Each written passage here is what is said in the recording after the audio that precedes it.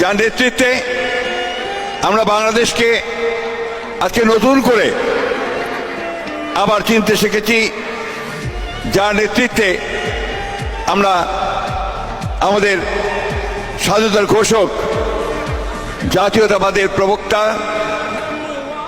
আধুনিক বাংলাদেশের রূপকার শহীদ প্রেসিডেন্ট জিয়াউর রহমানের যে আদর্শ, যে দর্শন, তাকে প্রতিষ্ঠিত করবার একটা সুযোগ পেয়েছি। যার নেতৃত্বে আমরা গণতন্ত্রের আপসীর নেত্রী দেশনেত্রী বেগম খালেদা জিয়াকে মুক্ত করতে পেরেছি। যার নেতৃত্বে আমরা বাংলাদেশের সমস্ত স্বাধীনতাকামী, গণতন্ত্রকামী মানুষের সামনে আবার নতুন করে একটা স্বপ্ন দেখাতে সম্ভব হয়েছি।